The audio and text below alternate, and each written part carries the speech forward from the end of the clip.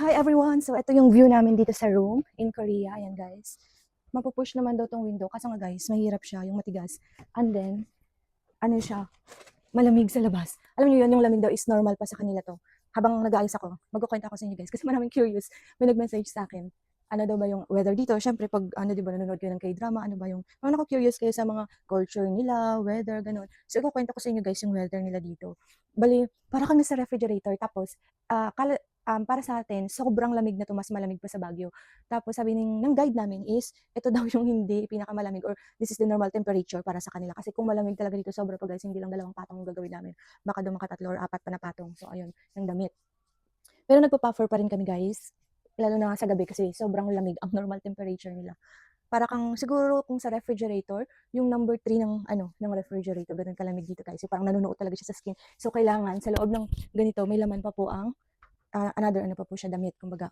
Or di kaya yung heat tech, okay? Next, ang gagawin ko guys, kasi sobrang lamig, after toner, maglalagay ako ng bonggang moisturizer. Talagang nag-prepare ako sa moisturizer. Pero kahit hindi ako mag-prepare guys, gamit ko na talaga galing Korea na moisturizer, which is very ano siya guys, effective gawa ng weather nila. So wait, papakita ko po sa inyo. Dami kong dala-dala. So ito actually yung dala ko sa face ko. Tapos, ang gagamitin ko guys ngayon is muna, itong Korea, ito, Standard Soul, ito, Brightening Boost. Zero muna tayo guys. After toner. Hoy, wala ako nagpatay. May napindot ko yan dyan. Wala ako mag-move. Yan, yung kapatid ko yung guys, namatayan siya ng ilaw sa CR. May na-press ata siya. Wait lang, on ko yung ano yun. Wait. After serum. Wait lang guys. Ayan. Sa after na ito, maglalagay ako ng, sana yung moisturizer ko. Ito. Grabe to guys, na moisturizer. Cera Wrapping Glow. Standard Sol din siya. Diba? Glass gel siya. Hindi ako mahilig sa cream. Gawa nga po ako eye sensitive. Tapos medyo hindi close yung pores ko. Kailangan mga gel type ganun.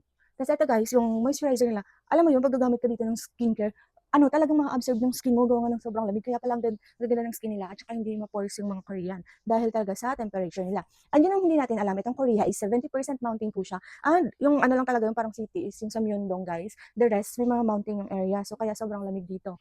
Di ba? Sa bundok pala kami.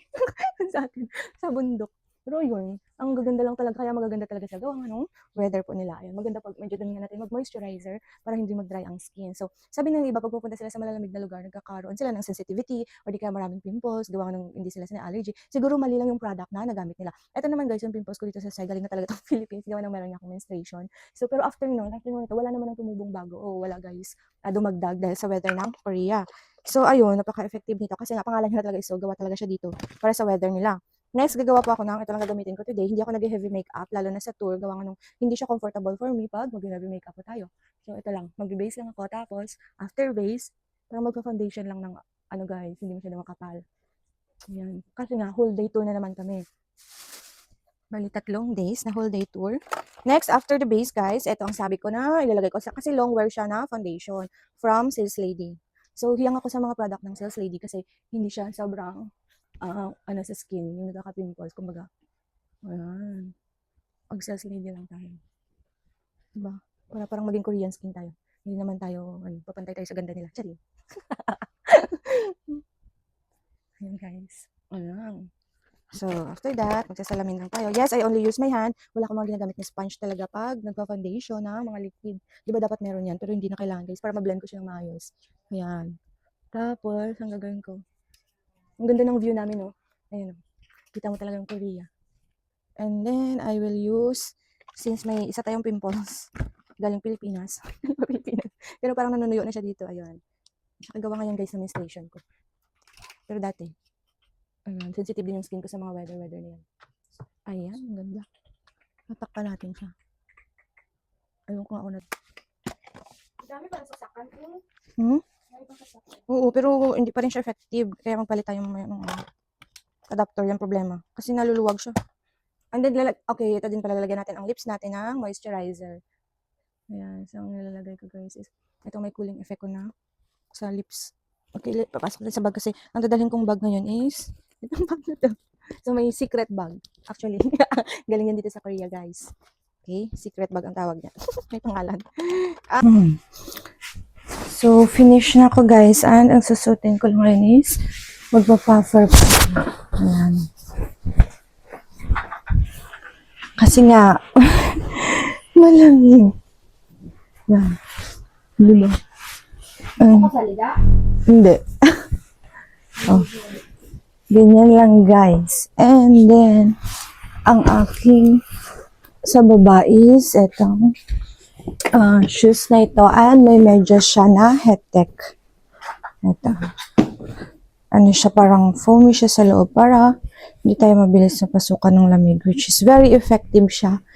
So, kung pupunta kayo sa malamig na lugar, hindi naman yung parang patapos ng snow dapat. Effective to. Pero kung may snow pa, I think, kailangan nyo pa ng another pa na patong. Kasi papasok pa rin siya ng lamig. Tapos, itong shoes na to is, may ano din siya sa loob. Parang, ano yung tawag? Balahibo sa Tagalog, guys. Feather. Parang ganun. Pero, hindi siya ganun pasukan ng lamig. Parang may magsishield. Ayun, warmer. Ay, nagsasalita ako actually. Okay na pala. Na-on ko na rin siya. Akala ko na-off ko. So, ayun. Ang ganda lang nitong suot ko kasi po, ano siya, guys. Nakaka-shield siya ng lamig. Lalo na sa tulad kong lamigin. Simple lang today. Marami kaming pupuntahan. I choose comfortable than pretty clothes. O, diba? Okay, guys, that's all for today. Kakain muna kami ng breakfast namin. Buffet yun, guys. Kung gusto nyo rin ng mga buffet tours, so mag-book na kayo sa amin. Talagang hindi tinipid yung mga foods. And then, masaya. Okay, that's all for today. Goodbye!